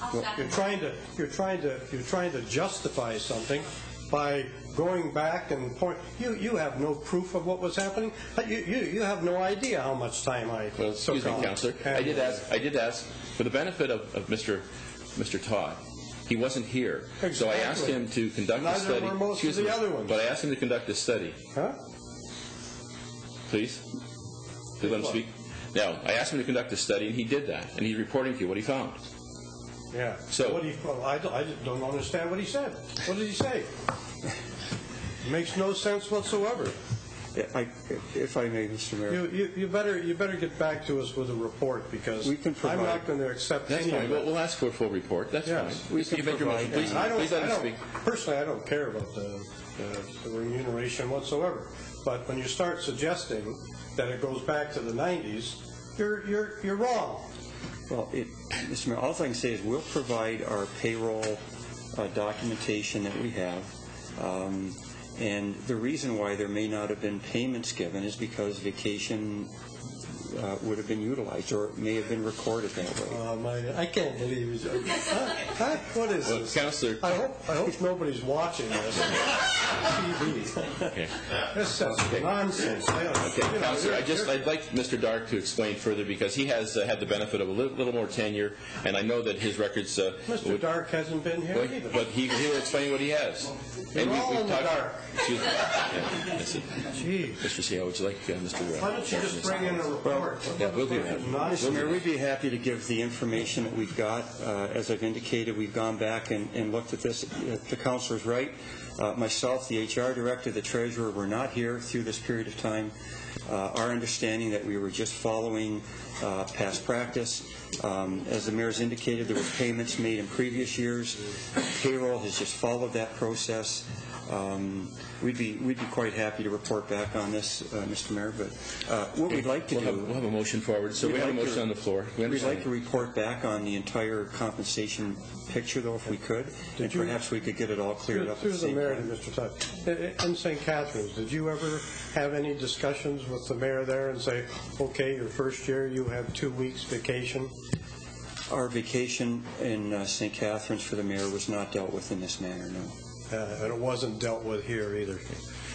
Mr. Dark, would you like to make a comment, please? You had your hand up. Well, just through the mayor and council, just to reiterate, the only records we have really is that there were vacation pay adjustments, and in the early 90s, we don't have records of when the mayor would have taken vacation or not, but we do have records that there were vacation pay adjustments. Thank you, and I'm pleased to have a full report done with regard to this compensation matter. We have employees who have actually retired, but they've still been consulted as well with respect to the issue. But certainly, Councillor Wing and Councillor Pietrangelo. Thank you. I did my own study into this matter, and vacation pay, which is 4% of base pay, is a payment for unused vacation time, which applies to part-time people as well as full-time people. No matter how part-time you are entitled to 4% of your base salary for unused vacation time. Now, I went to the Ministry of Labor website, and on there it talks about the Employment Standards Act. Are you eligible for vacation pay? And there's a link to a page that tells who's not covered, and elected officials are one of the categories not covered. So nobody around this table, other than staff, are entitled to vacation pay of any kind. They're not entitled to those payments for unused vacation time. Anybody who made that determination, and I don't know who it might have been, I've been 12 years on council, and it certainly wasn't us in my time, but whoever made that determination made it contrary to the provisions of the Employment Standards Act. As far as I'm concerned, these payments were obviously made erroneously, and somehow we've got to figure out how to deal with reimbursement for stuff that shouldn't have been paid out, because the other alternative is to deem us all eligible, because you cannot discriminate between full-time and part-time people. If you're paying a full-time person, you must pay the part-time people as well. And we're trying to keep our budget costs down in these times, so we've got one choice or the other. Either we're all entitled, or there's just no entitlement whatsoever for anybody. And Councillor Wayne, speaking to that, it's unusual that council members are paid a pension and benefits given your comments, and that although this is, you're not employees of the corporation, this is a practice in this municipality. So that's the other anomaly that exists as well, and that's the point I'm mentioning to you. So I'm just responding to your question. I have Councillor Diodati, Councillor Pietrangelo, and we'll go on to Ionone and Thompson. Thank you, Worship. It's an interesting conversation, and I also did my research into what's commonly practiced, and then of course there's exceptions to rules depending on what business you talk to and what group you're dealing with. I think the most important thing, the key here, is what we're going to do in the future, not what's happened in the past. And Your Worship, I would think, with the discussion, with the research, with what I've heard, what I know about people that typically run for elected office, it should be a use it or lose it policy going forward. I don't think anybody gets into this to get their vacation time. I think everybody should take their vacation. I think it's healthy. And we had this discussion with senior staff as well. And they get penalized when they don't use it because they can't carry it all forward. And vacation is there for a reason. It's there for downtime. It's a time to relax and spend time with your family and away from your work. And I don't think it's healthy, and I think, Your Worship, that in the future, I would support a motion, I'd even make a motion, that in the future it be moving forward, that it be a use it or lose it policy here. But I'm not concerned really with what's happened before. Thank you. Councillor Pietrangelo. Yeah, thanks, Your Worship. I'd just like to say that as a councillor, I was never privy to, I guess, what the mayor's salary or remuneration included. Personally, I had no knowledge that it included this vacation pay. I didn't know it included vacation time for you, or even back to the 90s. And I agree with Councillor Diodati in the sense that from here it's all about, where are we going from here? What decision are we going to make? What policy are we going to adopt? The only question I had was through you to Mr. Dark. And I heard you say that there were vacation adjustments going as far back as when? Councillor, it was the we've had some records that it goes back to the 1990s. We didn't go any farther than that, though. It could have predated that as well. I don't know. Okay. I just think that we have some conflicting views, and I would just rather move forward. Sure. Thank you. Councillor Inoue. Mr. Mayor, you're not making sense. I make perfect sense. You're just not listening to what I'm saying to you. No, I'm disagreeing. I make perfect sense. Yeah. You have to open your mind to... People understand you if they agree with you. We've caught on to that in 7 years. But I will point out to you that the owner's allotment here was a motion of council. Staff sent it to me. So they have a record of council governing the decision to have owners. Nobody ever on record has governed the decision of you getting vacation pay. So when you throw out these things that you hope will balance why you get it and nobody knew and nobody else does, is because you keep saying that's the way it's always been. That's because that's what they told me I had. But I'm going to take you back to the same point.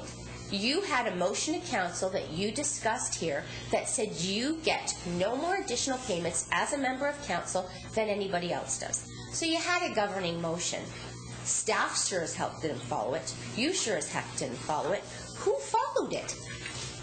Well, first of all, the council compensation is what it is, and you have an understanding that the compensation of the councillors is all the same. The increases that were granted came through by motion of council when they were increased by the union portion, as you know, as Councillor Thompson had alluded to last week, about how compensation increases from year to year.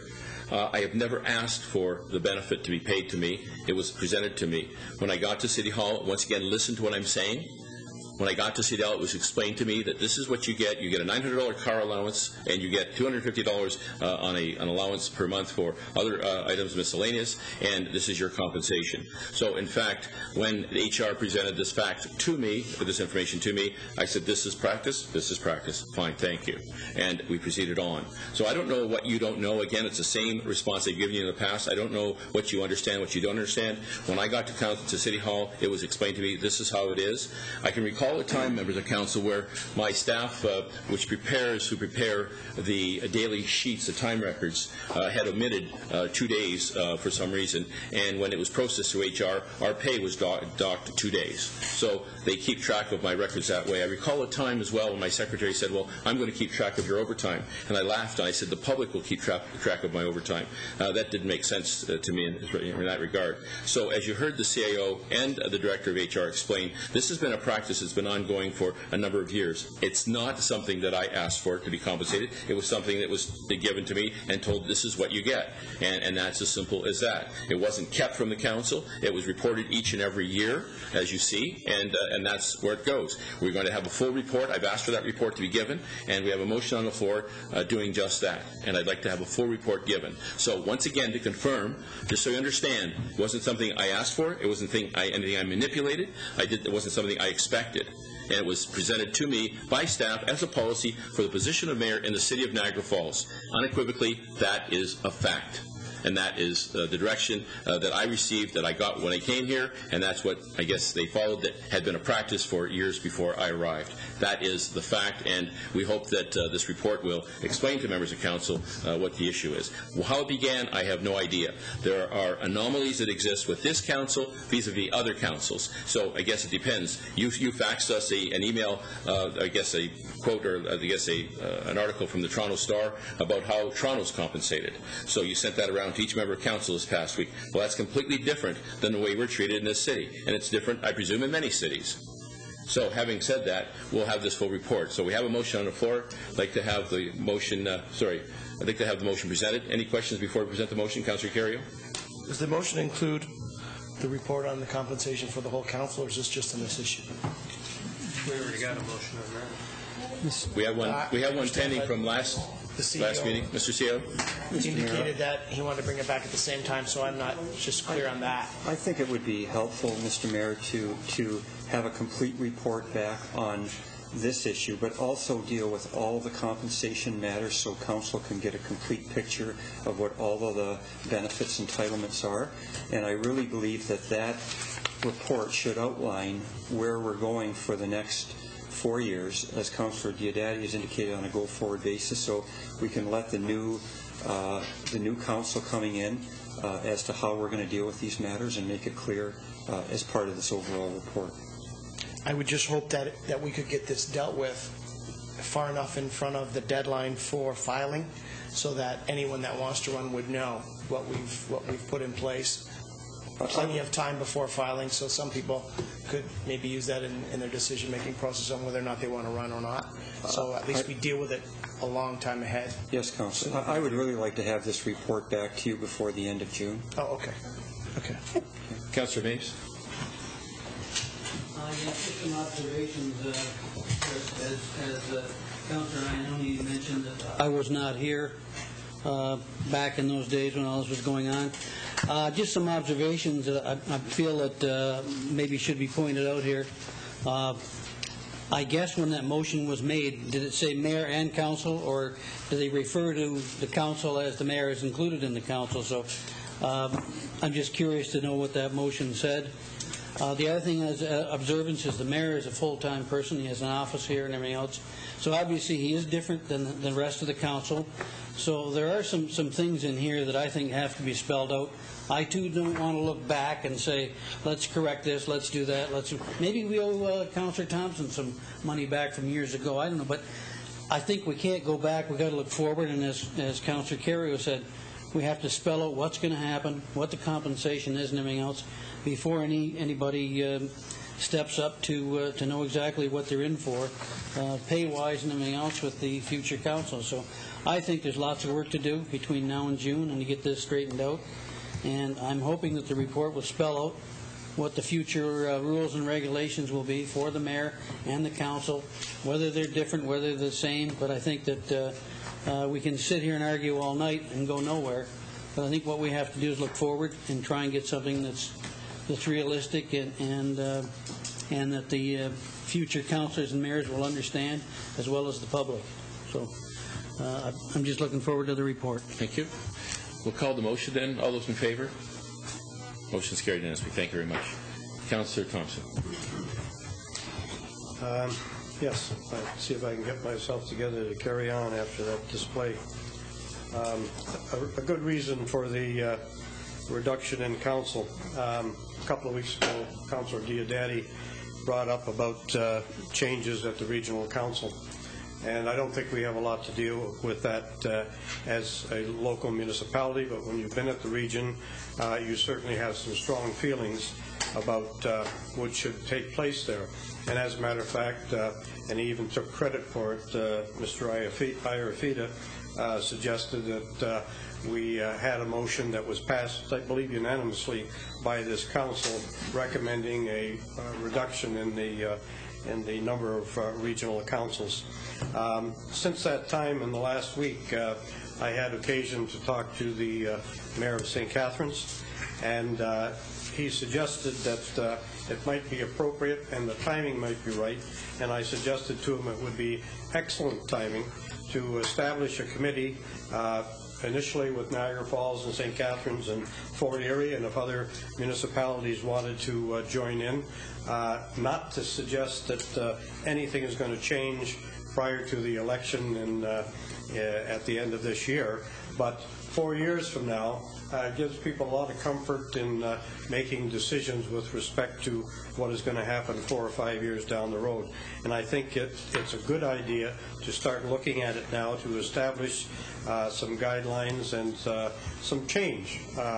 Here we are 40 years into regional government, and there's no question in my mind that there is a need for change in many different areas. And when I had the discussion with the mayor, I suggested I would bring it up at the council and suggest that we would be willing to participate through yourself and the CAO if they want a representative of council. I'd be happy to participate. That's not necessary, but I think there should be an ongoing discussion and dialogue to make sure that eventually in the next short period of time we make some decisions to make some meaningful changes. And there are many, and I'm not going to suggest what they are at this particular time, but I would ask that through your office and the CAO you contact the City of St. Catharines and Fort Erie and see if that could be the initial start of a committee to look forward to making some recommendations with respect to regional government. And I would make that as a motion.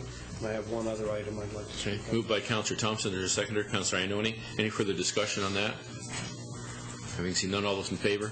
Motion's carried. Thank you. Usually when I hear the word no, I try to investigate why I'm getting a no and why I'm getting a reaction from the public the way I do. And it's been very difficult in the last few months. I've had on 2 occasions a request by people who have had somebody in their family deceased, and we're dealing with the cemetery with respect to the cemetery monument.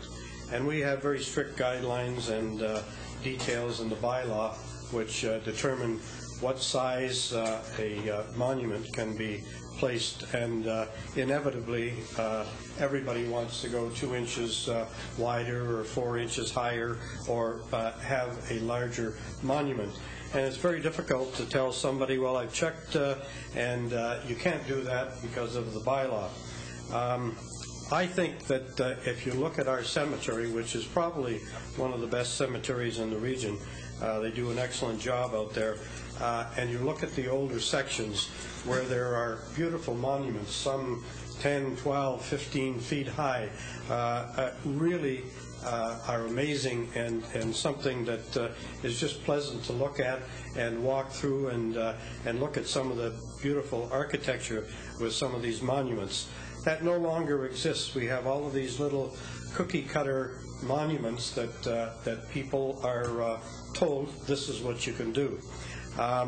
I've had these people ask me, and there was a little bit of flexibility on one and there was no flexibility on the other, and got me thinking, why is this so beautiful? Why was this permitted years and years ago, and why are we so rigid as we speak today? I think Mr. Todd will tell you the cemetery is one of the major budgetary concerns that we have.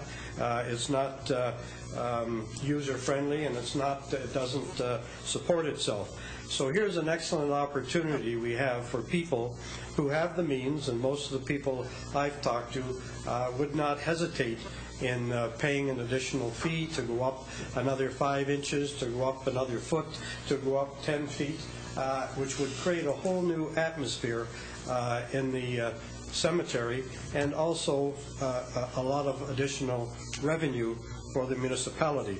And if this is offensive to some people to have this beside a smaller monument, I'm suggesting maybe it could be done in an area totally separate where larger monuments can be established. I recall probably 20 some odd years ago, a gentleman came to me whose mother had passed away. He was from Italy, and he wanted to put up an individual mausoleum in our cemetery. And of course I checked, and it was impossible. I worked on that for 2 years with the ministry people who were responsible for cemeteries, and finally he got approval for that. Unfortunately, he never went ahead, but he was going to put up, and he bought sufficient property and plots that he could have put up his own family mausoleum.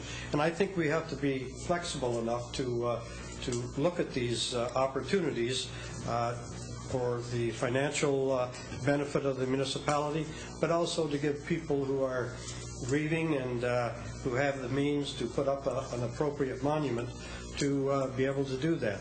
So I'm not an expert at this, and I just think when I look at the old section, how beautiful it is, and I hear the complaints and the concerns of people who are grieving, who would like to see something happening. I think this is an opportunity for the municipality to generate additional revenue to offset the deficit at the cemeteries, and I would like to suggest if we could have a report back to examine what they're doing in other areas, if there is some unique and innovative ways that they are utilizing to have people satisfied with the monuments they have, or given the opportunity with the idea of generating more revenue, and also giving the opportunity to people to be satisfied with what they do with their family members in their final resting place. Thank you. Councillor Thompson, Councillor Carrier. I was going to second the motion as long as I'm assured that there's nothing wrong with Councillor Thompson, that he's not just setting this up for a larger monument for himself. We have a motion on the floor. According to my wife, when I leave the house every day, she keeps saying to me, "What are you doing? How long do you think you're going to last?" So maybe you're right. I have a problem. We have a motion on the floor. Any further comments? Councillor Diaz. Yeah, I kind of like the idea. It's like the Section 37 grants with the bonusing with the hotels. Do you want a 30-story or 40-story? Well, exactly, depending. But I'm just kind of curious what kind of monument Councillor Thompson's got in mind for himself. I'll call the vote. Life size. I'll call the vote. All those in favor? Thank you. Now the new business. Motion to adjourn. Moved by Councillor May, second by Councillor Carrier. All in favor? Motion is carried. Thank you.